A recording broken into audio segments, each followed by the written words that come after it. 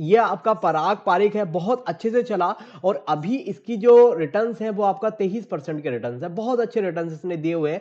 जैसे कि आपका एचडीएफसी मिड कैप का फंड है जो आपका मिड कैप के अंदर आता है, इसने This video is for educational purpose. I am not SEBI registered investment advisor. Mutual fund investment are subject to the market risk. Please read all the scheme related document carefully before investing. Always consult with a qualified financial advisor before making any investment decision. Past performance is not indicative for future result. Well live session में कई बार ये सवाल आपने पूछा है कि कौन सा म्यूचुअल फंड आपका बेस्ट है। आखिरकार कौन से म्यूचुअल फंड में पैसा लगाएं जिससे हमें ग्रोथ मिले, जिससे हमारे जो है अर्निंग हो, हमारा पोर्टफोलियो अच्छा दिखे। लेकिन थोड़ा सा कंसेप्ट क्लियर कीजिए कि आखिरकार म्यूचुअल फंड ही क्यों। आपने बहुत सारी ऐप सुन ली होगी, किसी से पूछा होगा कि इक्विटी में पैसा लगाइए, मतलब आप अपने स्टॉक में पैसा लगाइए।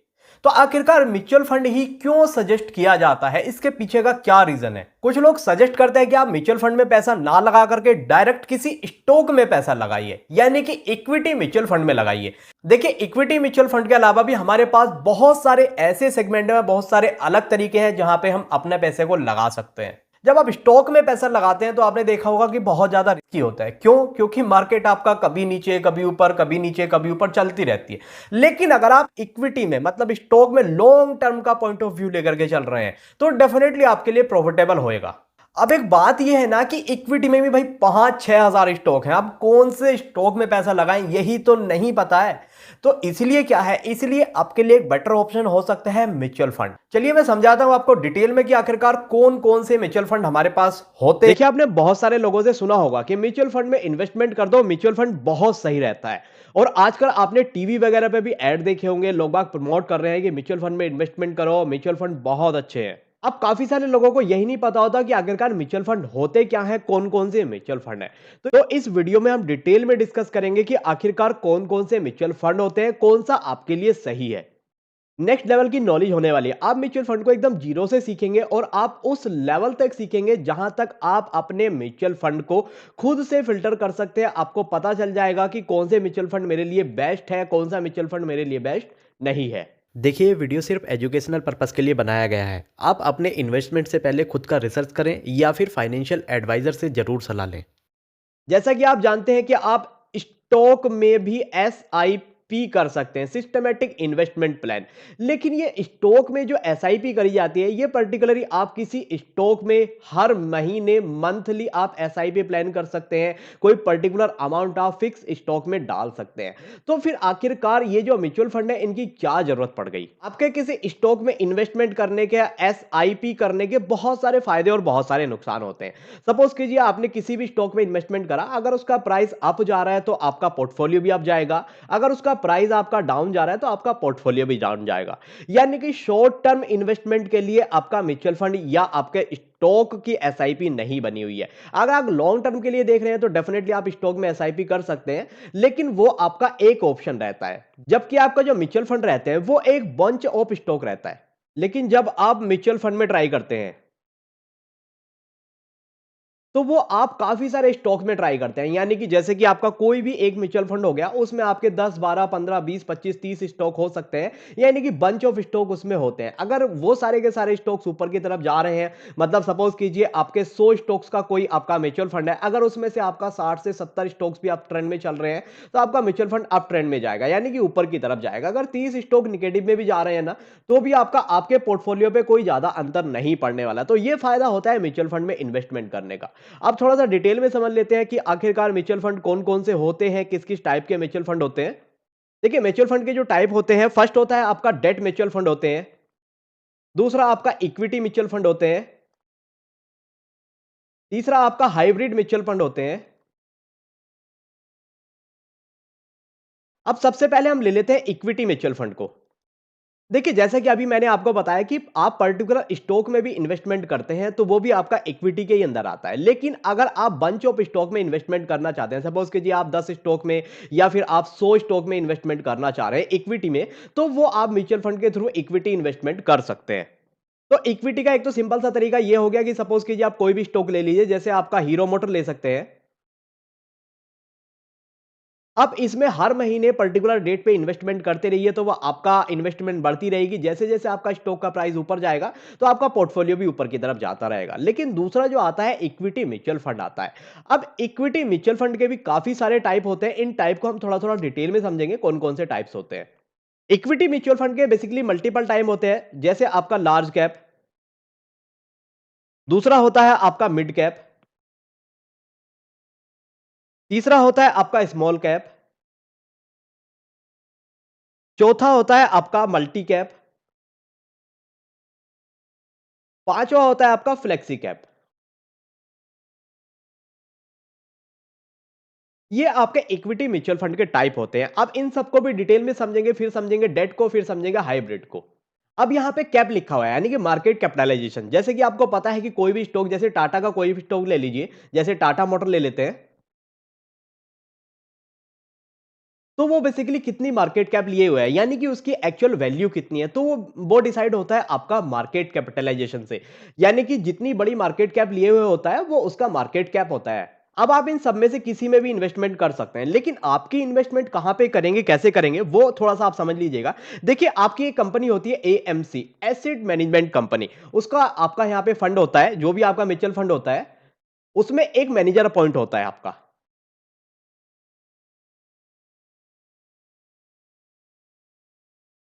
अब आप तो कमाओगे बाद में, पहले कमाएगी आपकी एएमसी, एसिड मैनेजमेंट कंपनी। अब ये क्या है, आपके फंड को मैनेज करने के लिए कुछ ना कुछ चार्जेस लेती है। जैसे आपका 1% भी हो सकता है, 2% भी हो सकता है, 2% तो मतलब हायर साइड होता है, 1% या 1.5% के आसपास रहता है। अब मान के चलिए 2% है, आपने 1 लाख रुपीज किसी में इन्वेस्टमेंट करने के लिए दिए एएमसी को, किसी भी म्यूचुअल फंड में, तो आपका 2% यानी कि 2000 रुपए, 2000 रुपए आपके यहाँ पे रख लेती है। और उसके बेस पे अब जो आपका मैनेजर है उसकी भी सैलरी जानी होती है, एएमसी को भी कमाना होता है, तो 98,000 आपके वो इन्वेस्टमेंट कर देती है। अब इसी तरीके के मल्टीपल क्लाइंट उनके पास होते हैं, तो इस तरीके से आपका एएमसी जो है अपना खर्चा निकालती है, एएमसी अपना प्रॉफिट निकालता है। अब जैसे मैंने आपको लार्ज कैप बताया था, लार्ज कैप यानी कि जो आपकी टॉप 100 हाई कैपिटलाइजेशन वाली कंपनी है, उसमें आपका म्यूचुअल फंड इन्वेस्टमेंट करता है। उसके बाद जो इससे थोड़ी सी कम कैपिटलाइजेशन वाली कंपनी होती है, वो सारी की सारी आती है आपकी मिड कैप के अंदर। और जो उससे कम वाली होती है वो आती है आपके स्मॉल कैप के अंदर। अब लार्ज कैप को आप एक एग्जांपल से समझ सकते हैं, ये आपका एलिफेंट हो सकता है, मतलब चलता है, धीरे धीरे चलता है, स्लोली स्लोली ग्रोथ देता है। उसके बाद मिड कैप को आप यहां पे ऊंट मान सकते हैं, यानी कि हाथी से तो तेज चलता है, लेकिन जब ये चलता है तो थोड़ा सा तेज भागता है, तो ग्रोथ के चांसेस थोड़े से ज्यादा रहते हैं। अब स्मॉल कैप में क्या है, स्मॉल कैप में आपके घोड़े मान सकते हैं, कि घोड़े जो है चलते तो बहुत तेज है, रिटर्न्स भी बहुत अच्छे देंगे, लेकिन घोड़ों के साथ कुछ गधे भी मिक्स हो जाते हैं, जिससे क्या होता है, आपके रिटर्न्स थोड़े से कम हो जाते हैं या फिर स्लाइडली डाउन भी चले जाते हैं। तो लार्ज कैप में रिस्क तो बहुत कम है, लेकिन प्रॉफिट स्लो है। मिड कैप में क्या है, आपका रिस्क भी अच्छा है और प्रॉफिट भी आपको अच्छे खासे देखने के लिए मिलेंगे। लेकिन स्मॉल कैप जो है हाई रिस्की है और हाई प्रॉफिटेबल है। अब नेक्स्ट जो आता है वो आता है आपका multi cap company. Multi cap company क्या होती है, ये आपका लार्ज कैप में भी इन्वेस्टमेंट करेंगी, ये आपका मिड कैप में भी इन्वेस्टमेंट करेंगे, ये आपका स्मॉल कैप में भी इन्वेस्टमेंट करेंगे। लेकिन इनको बताना होता है कि लार्ज कैप में कितना इन्वेस्टमेंट करना है, मिड कैप में कितना इन्वेस्टमेंट करना है, स्मॉल कैप में कितना इन्वेस्टमेंट करना है।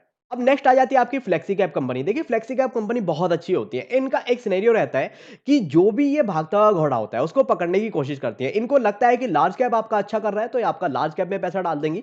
इनको लग रहा है कि आपका मिड कैप अच्छा कर रहा है तो मिड कैप में पैसा डाल देंगे। अगर इनको लग रहा है कि स्मॉल कैप आपका अच्छा कर रहा है तो स्मॉल कैप में पैसा डाल देंगे। इनको मतलब बताने की जरूरत नहीं पड़ती कि हम कौन से सेक्टर में पैसा डाल रहे हैं, कौन से कैपिटलाइजेशन में पैसा डाल रहे हैं। तो रिटर्न्स के चांसेस भी आपके फ्लेक्सी कैप में बहुत ज्यादा होते हैं, क्योंकि ये हमेशा भागते हुए घोड़े को ट्रैक करती है।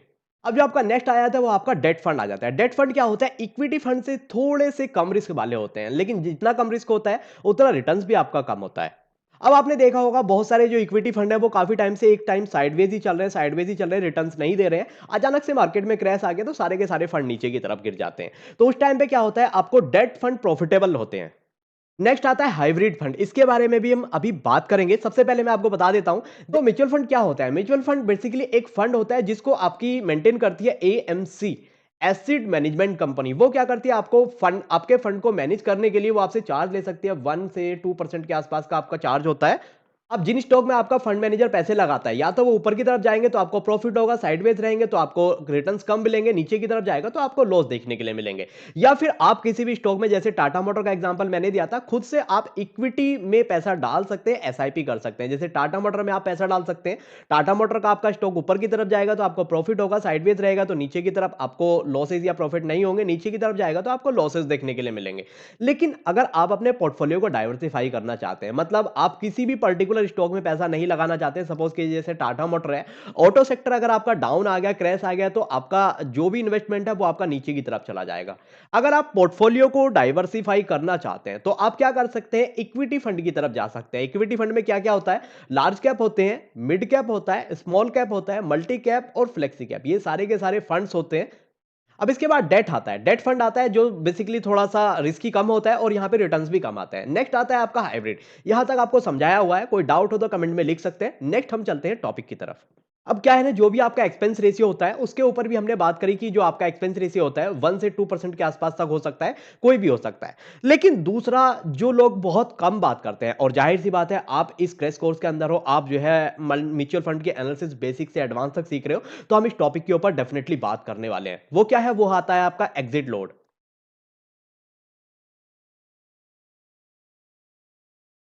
अब आखिरकार ये एग्जिट लोड क्या है? सपोज कीजिए आप किसी भी म्यूचुअल फंड में इन्वेस्टमेंट कर रहे हो, आपका पैसा बन रहा है, आपको अच्छे खासे प्रॉफिट्स आ रहे हैं। लेकिन क्या होता है, कल के दिन को आपने बोला कि सर मुझे तो पैसा वापस चाहिए और मुझे अपना पैसा अपने पास चाहिए, तो उसके लिए क्या होता है, पैसा आपको मिल भी जाएगा, पैसा आपके अकाउंट में आ भी जाएगा, लेकिन वहां पे अगर आप लॉक इन पीरियड,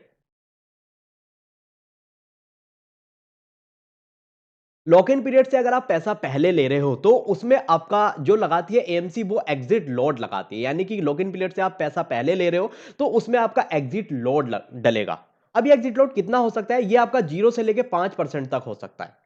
तो इस तरीके से भी आपकी एएमसी, एसिड मैनेजमेंट कंपनी, पैसे बनाती है। पैसा कैसे बनाती है, पहला बनाता है आपका एक्सपेंस रेशियो से, दूसरा बनाती है आपकी एग्जिट लोड से।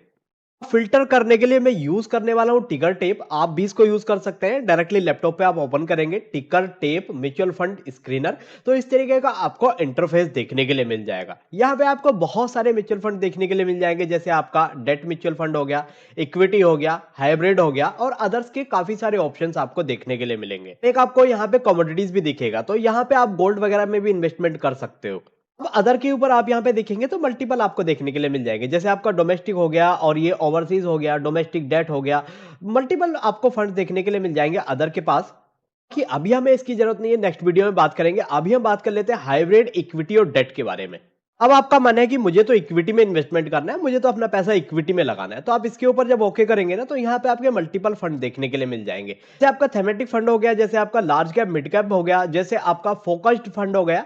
तो आपका मन है कि मुझे तो ऐसी कंपनी में इन्वेस्टमेंट करना है जो मेरा पैसा लार्ज में भी लगे और मेरा पैसा मिड कैप में भी लगे, तो जैसे ही आप इसके ऊपर टिक करेंगे तो आपको वो फंड देखने के लिए मिल जाएंगे जो आपका लार्ज और मिड दोनों में पैसा लगाते हैं। जैसे आपका मिराई एसेट्स का हो गया, ये आपका Mirae Asset large cap mid cap fund हो गया, या SBI large cap mid cap fund हो गया, कोटक का हो गया, एचडीएफसी हो गया, आईसीआईसी हो गया, और ये केनरा हो गया। ये सारे के सारे ऐसे फंड है जो आपका लार्ज कैप और मिड कैप दोनों में पैसा लगाते हैं। इन सबके आगे आपको एयूएम भी दिखने के लिए मिलेगा। एयूएम मतलब अंडर एसिड मैनेजमेंट, यानी कि ये फंड जो है कितना कितना पैसा संभाल रहे हैं। जैसे मेरा एसेट्स की मैं बात कर लेता हूं, इसके पास ये पैसा पड़ा हुआ है। एसबीआई की मैं बात कर लेता हूं, इसके पास ये पैसा पड़ा हुआ है जो वो संभाल रहे हैं। कोटक की मैं बात कर लेता हूं, इसके पास ये पैसा पड़ा हुआ है। एचडीएफसी की मैं बात कर लेता हूं, इसके पास ये पैसा पड़ा हुआ है। सबसे ज्यादा जो पैसा है वो है आपका Mirae Asset large cap and mid cap fund के अंदर, 43,542 करोड़ रुपए इसका पड़ा हुआ है। नेक्स्ट आ जाता है आपका सीएजीआर 3 इयर्स का, यानी कि इसका जो है 3 साल की ग्रोथ कितनी है, 18% की ग्रोथ इसने दिखाई हुई है। एसबीआई में 19% की ग्रोथ इसने दिखाई हुई है। कोटक ने 20% की ग्रोथ दिखाई हुई है। एचडीएफसी ने आपका 21% की ग्रोथ दिखाई हुई है। आईसीआईसी ने 22% की ग्रोथ दिखाई हुई है। तो ये आपका 3 साल का सीएजीआर देखने के लिए मिल रहा है। नेक्स्ट जो आपने सुना होगा ना, एक्सपेंस रेशियो कितना ले रहे हैं, यानी कि एक्सपेंस रेशियो कितना है। जैसे आप यहाँ पे देख रहे हैं इसके केस में, तो यहाँ पे आपका 0.57% दिख रहा है। एसबीआई की केस में आपका 0.73% दिख रहा है। कोटक के केस में आपका 0.55% दिख रहा है। मतलब 1% से नीचे वाले बेसिकली, नीचे वाले अच्छे हैं, अच्छे होते भी हैं, लेकिन कभी कभी 1% से ऊपर वाले भी अच्छे हो जाते हैं अगर आपका सीएजीआर अच्छा होता है। तो आगे हम इसके बारे में बात करेंगे थोड़ा सा डिटेल में कि एक्सपेंस रेशियो कैसे कैसे देखना चाहिए। अब जो जो पैरामीटर आपको लगाने होते हैं, आप सिंपली ये जो ऐड फिल्टर का ऑप्शन है ना, यहाँ पे क्लिक करके आप पैरामीटर लगा देते हैं। जैसे सीएजीआर आपका यहाँ पे दिया हुआ है 3 इयर्स का, 5 इयर्स का, आप इनको भी लगा सकते हैं, 10 इयर्स का भी लगा सकते हैं। लेकिन मुझे अभी क्या चाहिए, मुझे अभी एग्जिट लोड चाहिए कि अगर मेरे को पैसे की जरूरत पड़ रही है, अगर मैं पहले पैसे निकाल लूं तो मुझे कितना एग्जिट लोड देना पड़ेगा। सर्च कर लेते हैं आपका यहाँ पे। अगर मैं एग्जिट लॉट को सर्च करता हूं तो एग्जिट लॉट का आपका ऑप्शन बना हुआ आ जाएगा। जैसे कि आप यहां पे देख रहे हैं एसिड मैनेजमेंट की जो कंपनी है ये आपका एग्जिट लॉट ले रही है ऑलमोस्ट 1%, और ये एसबीआई जो ले रहा है ये आपका 0.10% के आसपास ले रहा है। कोटक जो ले रहा है वो आपका 1% के आसपास ले रहा है। ये सारे का सारा आपका एग्जिट लॉट देखने के लिए मिल जाएगा। अब देखिए एग्जिट लॉट कब काम नहीं करता है, जिनका होरिजन जो है लंबे टाइम का है, जिनको 10 साल के लिए होल्ड करके रखना है, 15 साल के लिए होल्ड करके रखना है, 5 साल के लिए होल्ड करके रखना है, तो उनके लिए एग्जिट लॉट की कोई जरूरत नहीं पड़ती। अगर इनका शॉर्ट टर्म व्यू है, किसी को 2 महीने, 4 महीने, 10 महीने में अपना पैसा रिटर्न करना है, मतलब लॉक इन पीरियड से पहले पहले पैसा निकालना है, तो उसके लिए एग्जिट लॉट देखना पड़ता है। जैसे आप यहां पे देख रहे हैं ना एसबीआई का एग्जिट लॉट बहुत कम है, लेकिन एक्सपेंस रेशियो आपका थोड़ा सा बढ़ा हुआ है। मतलब कंपनी को कहीं ना कहीं से पैसा बनाना है। अगर आपका व्यू लॉन्ग टर्म का है और आप एसबीआई में पैसा लगा रहे हैं तो एग्जिट लॉट तो आपका इसमें ज्यादा नहीं लगेगा, लेकिन एक्सपेंस रेशियो आपका यहां पे ज्यादा लगने वाला है। ऑलमोस्ट 1% के आसपास का एक्सपेंस रेशियो है। यहाँ पे नेक्स्ट आ जाता है आर्बिट्राज। ये हाइब्रिड है, हाइब्रिड के अंदर मुझे कुछ आपको टर्म समझानी है। हाइब्रिड में आर्बिट्राज आपको देखने के लिए मिलता है। आर्बिट्राज का मतलब होता है बेसिकली प्राइस डिफरेंस। सपोज कीजिए जैसे आपने देखा होगा एनएससी पे कोई स्टॉक आपका 10 रुपए का चल रहा है और जो बीएससी पे है वो 9 रुपए 85 पैसे या 9 रुपए 90 पैसे का चल रहा है। इसको 9 रुपए 90 पैसे का मान लेते हैं, तो ये जो 10 पैसे का डिफरेंस है इसे हम आर्बिट्राज के अंदर मानते हैं। तो इसी डिफरेंस को खाने के लिए ये जो पोजीशन बनाई जाती है ये आर्बिट्राज में बनाई जाती है। अब आपके लिए 10 पैसे ज्यादा नहीं होगा, लेकिन जब हजारों लाखों करोड़ से आपका इन्वेस्टमेंट होता है तो ये 10 पैसे भी आपका कई हजार करोड़ रुपए में कन्वर्ट हो जाता है। नेक्स्ट आ जाता है आपका मल्टी एसिड एलोकेट फंड, और नेक्स्ट आ जाता है आपका बैलेंस्ड एडवांस फंड। अब देखिए हाइब्रिड के बारे में मैं आपको ज्यादा इसलिए नहीं बता रहा क्योंकि हाइब्रिड फंड में आपको इन्वेस्टमेंट ज्यादा नहीं करना चाहिए। जैसे मैंने आपको यहाँ पे बताया, आप ऐड फिल्टर के ऊपर होके करके मल्टीपल फिल्टर्स को ऐड कर सकते हैं और अपने जो भी आपके यहाँ पे फंड्स हैं उनको अच्छे से देख सकते हैं। जैसे देखिए ये आपका पराग पारिक है, बहुत अच्छे से चला और अभी इसकी जो रिटर्न्स हैं वो आपका 23% के रिटर्न्स है। बहुत अच्छे रिटर्न्स इसने दिए हुए हैं। जैसे कि आपका एचडीएफसी मिड कैप का फंड है जो आपका मिड कैप के अंदर आता है, इसने 26% के रिटर्न्स आपको दिए हैं 3 साल के अंदर। देखिए जब भी आप किसी म्यूचुअल फंड में इन्वेस्टमेंट करने के लिए जाते हैं तो उसमें आता है आपका टाइम। आपका टाइम बहुत ज्यादा इंपॉर्टेंट है। आपको पता होना चाहिए कि आपका गोल क्या है। आपको बच्चों की शादी के लिए इन्वेस्टमेंट करना है या अपने रिटायरमेंट के लिए इन्वेस्टमेंट करना है, आपका बेसिकली गोल क्या है। आपका गोल 5 साल का है, आपका 10 साल का है, या आपका 15 साल का है, या आपका 20 साल का है। मैं इसलिए आपको यहां पे बता रहा हूं क्योंकि विदाउट गोल इन्वेस्टमेंट मतलब इतना अच्छे से इफिशिएंट काम नहीं करता है। आपको पता है कि जो आपका वो होता है ना कंपाउंडिंग, कंपाउंडिंग क्या है, जितना बड़ा आपका टाइम ओरिजन होगा उतना अच्छे से आपका काम करता है। तो म्यूचुअल फंड में भी कंपाउंडिंग बहुत अच्छे से काम करती है। तो इसलिए कंपाउंडिंग के ऊपर ज्यादा फोकस करना चाहिए, और जो आपका पैसा है उसको जितने ज्यादा से ज्यादा साल के लिए लगाएंगे तो वो आपके लिए उतना ज्यादा अच्छे से काम करेगा। सभी लोग बोलते हैं कि कितना रिटर्न मिलेगा, 20% का रिटर्न मिलेगा, 18% का रिटर्न मिलेगा, 22% का रिटर्न मिलेगा। तो देखिए रिटर्न्स भी मैटर करता है, लेकिन उससे ज्यादा मैटर करता है आपका टाइम पीरियड। आप कितने टाइम के लिए पैसा लगा रहे हो। मैं मानता हूं अगर आपका मिनिमम टू मिनिमम जो गोल है वो 10 साल का है, तो यकीन मानिएगा अगर आपको मैं एसआईपी कैलकुलेटर के ऊपर लेकर के चला जाऊं तो 10 साल से 11वें साल में आपको 1-1 लाख 2-2 लाख के रिटर्न मतलब देखने के लिए मिलते हैं अपने पोर्टफोलियो में। ये आपका ग्रो का एसआईपी कैलकुलेटर है। अगर आप यहां पे देखेंगे तो आपको मंथली इन्वेस्टमेंट का प्लान जैसे ही आप यहां पे देखते हैं 25,000 रुपए, मैं इसको मोटा मोटा रफ कर देता हूं और मैं चेंज कर देता हूं इसकी वैल्यू। ये कर देते हैं आप यहां पे 2,000 रुपए कर देते हैं, और जो आपका एक्सपेक्टेड रिटर्न है 20 से 22% का इजीली मिल जाता है। मैं इसको लमसम 18% रख देता हूं या 20% ही रख देता हूं। ठीक है। टाइम पीरियड की अगर आप यहां पे देखेंगे 10 साल का टाइम पीरियड मैंने आपका यहां पे लिया हुआ है। 10 साल के टाइम पीरियड में आपका जो इन्वेस्टमेंट होगा वो 2,40,000 रुपए का होगा।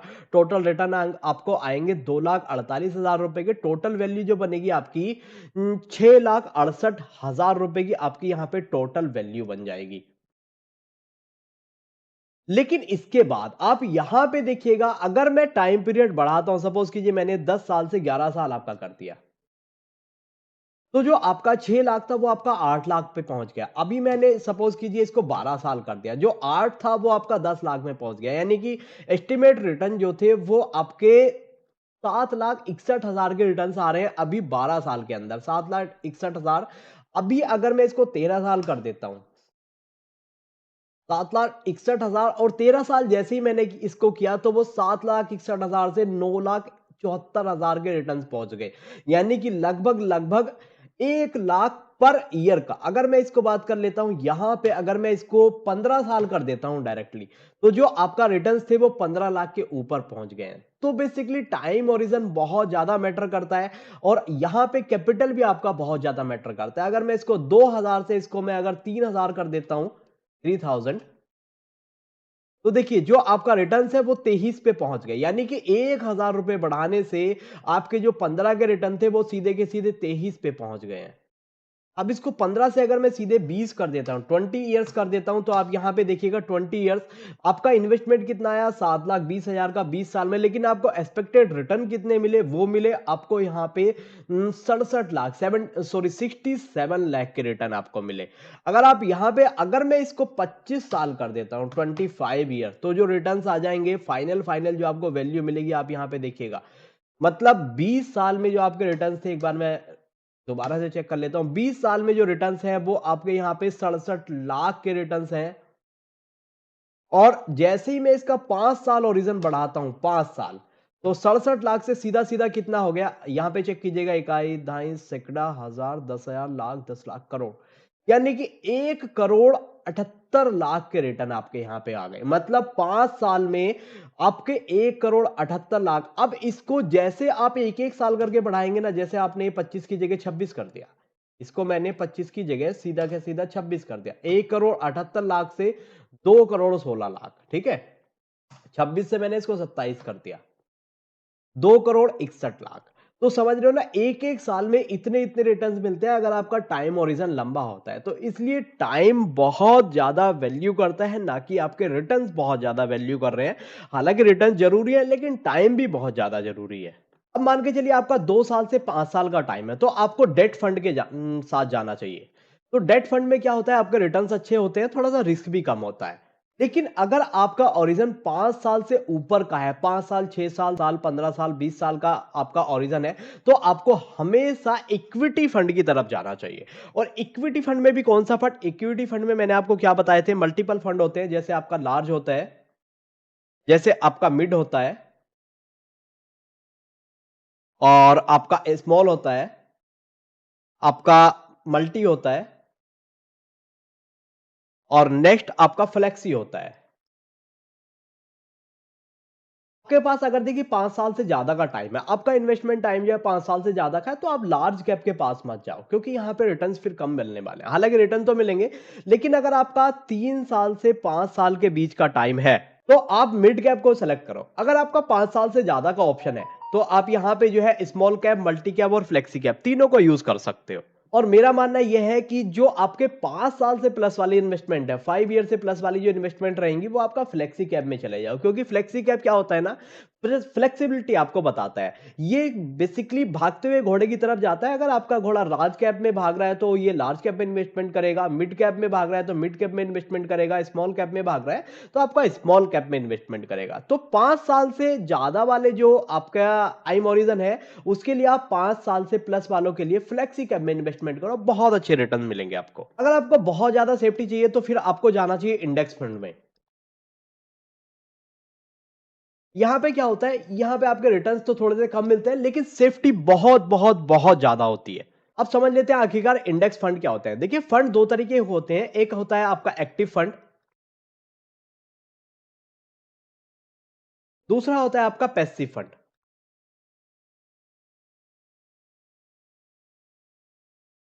अब एक्टिव फंड में क्या होता है, इसमें आपके एएमसी ज्यादा होता है, क्योंकि इसमें ज्यादा मैनेजमेंट लगता है, इसलिए आपकी यहां पे फीस भी ज्यादा होती है। लेकिन जो पैसिव फंड होते हैं, पैसिव फंड को मैनेज करने के लिए ज्यादा जरूरत नहीं पड़ती, क्योंकि यहां पे आपका पैसा जो लगता है वो आपका जो भी आपका इंडेक्स होते हैं, जैसे आपका निफ्टी 50 हो गया, या निफ्टी नेक्स्ट 50 हो गया, निफ्टी नेक्स्ट 50 हो गया, इसमें जो आपका पैसा लगता है वो आपका इन इंडेक्स में लगता है। इन इंडेक्स में कैसे लगता है, जैसे जैसे आपका जिस जिस सिनेरियो में आपके स्टॉक्स हैं, उस सिनेरियो में आपका यहां पे पैसा लगता है। तो इनको मैनेजमेंट करने की ज्यादा जरूरत नहीं पड़ती, इसलिए आपकी यहां पे फीस जो है वो कम होती है। अब यहाँ पे देखिए, जैसे आप इक्विटी के अंदर इंटरेस्टेड है तो इक्विटी का ऑप्शन हमने यहाँ पे लॉगिन किया और यहाँ पे फ्लेक्सी कैप फंड आप देख रहे हो ना, फ्लेक्सी कैप फंड जो आपका फ्लेक्सिबिलिटी मेजर करते हैं, जो आपको बताते हैं कि कितने साल में मतलब कौन सा घोड़ा आपका भाग रहा है, उस घोड़े में पैसा लगाने वाले जो फंड है वो आपका फ्लेक्सी कैप के अंदर आते हैं, जैसा मैंने आपको बताया हुआ है। फ्लेक्सी कैप में इस टाइम पे जो टॉप नंबर पे है वो है आपका पराग पारेख फ्लेक्सी कैप फंड। बहुत अच्छा फंड है, सीएजीआर आपका 23% का दे रहा है, सबसे अच्छे रिटर्न इसने दिए हैं। और ये जो आपका एएमयू आ रहा है इसका, इस टाइम पे आप देखेंगे ना, 1,25,000 करोड़ ये आपका मैनेजमेंट कर रहा है। नेक्स्ट जो आता है आपका एचडीएफसी फ्लेक्सी कैप फंड, ये आपका 22% के आसपास रिटर्न दे रहा है। उसके बाद आता है कोटक फ्लेक्सी कैप, ये आपका 17% के पास रिटर्न दे रहा है। और यहाँ पे अगर आप 5 साल का देखना चाहते हैं तो ऐड फिल्टर पे आप ओके करेंगे तो यहाँ पे आपको 5 साल का भी कहीं ना कहीं देखने के लिए मिल जाएगा। तो ये रहा आपका सीएजीआर 5 साल का, इसके ऊपर आप क्लिक करेंगे तो आपको 5 साल का देखने के लिए मिल जाएगा। सबसे ज्यादा जो रिटर्न दिए हैं, देखिए 5 साल की अगर मैं बात कर लेता हूं, पराग पारे ने 21% के रिटर्न दिए हैं। और मैंने उस फिल्टर में जो आपका ग्रोथ एसआईपी कैलकुलेटर था वहां पे मैंने आपको शायद 18-20% के दिखाए थे। एचडीएफसी ने 5 साल में 24% के रिटर्न दिए हैं, कोटक ने 17% के रिटर्न दिए हैं। नीचे की तरफ बाकी जो है इनके रिटर्न थोड़े थोड़े कम आए हुए हैं। मतलब टॉप पे जो है आपका पराग पारेख, एचडीएफसी और कोटक, तीन फंड आपके टॉप पे पड़े हुए हैं। और इनका एक्सपेंस रेशियो भी कोई ज्यादा नहीं है। देखिए 1 से नीचे के सारे एक्सपेंस रेशियो है। ये आपका यूटीआई फ्लेक्सी कैप फंड है और इसका एक्सपेंस रेशियो भी आपका बहुत ज्यादा है और रिटर्न्स भी थोड़े से कम है। तो इसका मतलब ये हमारे फिल्टर से आउट हो जाता है। और पहले नंबर पे जो आता है आपका पराग पारेख, एचडीएफसी और कोटक। अब सपोज कीजिए आप पराग पारेख में इन्वेस्टमेंट करना चाहते हो तो इसके ऊपर आप ओके करेंगे तो व्यू डिटेल्स का एक ऑप्शन आएगा। तो इस तरीके की आपको एक ऑप्शन देखने के लिए मिल जाएगा। ये आपका फंड है, ये आपका चार्ट है इसका। और सीएजीआर आपका 24% के आसपास है। लो जो लगा था इसका 758 का लो लगा था। हाई जो लगाया है इसने वो आपका 2290 का हाई लगाया हुआ है। अब ऊपर की तरफ आपको मल्टीपल ऑप्शन देखने के लिए मिल जाते हैं। जैसे आपका ये फंड है, पीयर भी आप इसके देख सकते हो कि इसके पीयर कौन कौन से हैं। जैसे आपका एचडीएफसी फ्लेक्सी कैप है, नीचे आपका पराग पारेख है, कोटक है और ये आपका यूटीआई है। अब इसके पोर्टफोलियो के ऊपर जाएंगे तो एसिड एलोकेशन जो होने वाला है वो आपका 86% इक्विटी में होने वाला है, कैश में आपका 10% होने वाला है। तो मल्टीपल जो एलोकेशन है वो आपके इस तरीके से होने वाला है, कौन कौन सा पैसा किस किस में लगने वाला है ये आपके यहाँ पे इन्होंने डिटेल दी हुई है। इस फंड के जो आपके एएमसी है वो कितना पैसा यहाँ पे मतलब मैनेज कर रहे हैं वो आप यहाँ पे देख सकते हैं। बहुत बड़ा अमाउंट आपका ये मैनेज कर रहे हैं। तो ये स्क्रीनर, तो स्क्रीनर आपको बहुत हेल्प करता है आपका सही म्यूचुअल फंड सेलेक्ट करने में। जैसे जैसे मैंने आपको क्राइटेरिया बताया है उसके हिसाब से आप अपने जो स्टॉक्स हैं, सॉरी जो अपना म्यूचुअल फंड है वो फिल्टर कर सकते हैं और काफी अच्छे म्यूचुअल फंड आपको यहाँ पे देखने के लिए मिल जाएंगे। और मैं ये नहीं बोल रहा कि आप डायरेक्टली किसी भी म्यूचुअल फंड में जाके इन्वेस्टमेंट करो, अपना फर्दर एनालिसिस करो, अच्छे से समझो चीजों को, फिर उसके बाद आप इन्वेस्टमेंट कर सकते हो। जैसे आप यहाँ पे देख सकते हैं करंट होल्डिंग इनकी कहाँ कहाँ पे पड़ी हुई है। जैसे एचडीएफसी और ये आपका आईसीआईसी बैंक में पड़ी हुई है, एचडीएफसी बैंक में पड़ी हुई है, एक्सिस में पड़ी हुई है। कहाँ कहाँ पे इन्होंने करंट में जो है पोजीशन बनाई हुई है। डेट में जो इनकी पोजीशन बनी हुई है वो डेट में इस जगह पे इनकी पोजीशन बनी हुई है। और अदर्स में इनकी पोजीशन जो है यहाँ पे पोजीशन बनी हुई है। तो ये आपका सारी की सारी चीजें बताते हैं कि कहाँ कहाँ पे किस किस स्टॉक में इनकी कितने कितने परसेंट पोजीशन बनी है। जैसे होल्डिंग वेटेज आपका यहाँ पे 9% का है, यहाँ पे 8% है, यहाँ पे 7% है। तो ऐसे सारी की सारी चीजें आपको देखने के लिए मिल जाती हैं।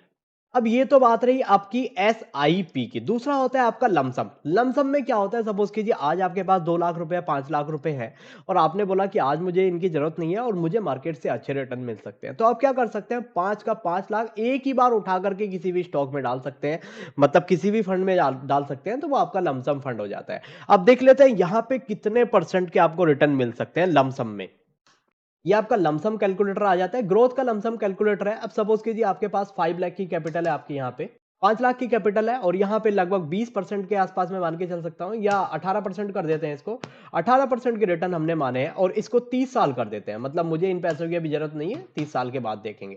तो यहाँ पे जो आपका देखिए इन्वेस्टमेंट अमाउंट जो होगा, जो आपका यहाँ पे इन्वेस्टमेंट अमाउंट होगा वो होगा 5 लाख। और आगे जो आपके एक्सपेक्टेशन वाले रिटर्न मिलेंगे, रिटर्न्स आप यहाँ पे देखिएगा कितने धमाकेदार रिटर्न्स आए हुए हैं। ये आपके टोटल रिटर्न है। कितने रिटर्न आ गए, इकाई दाई सैकड़ा हजार 10,000 लाख 10 लाख करोड़, 7 करोड़ के रिटर्न, यानी कि 7 करोड़ के आपके यहाँ पे रिटर्न्स आ जाते हैं अगर आप 5 लाख रुपए आज इन्वेस्टमेंट करते हैं और 30 साल के लिए उनको छोड़ देते हैं।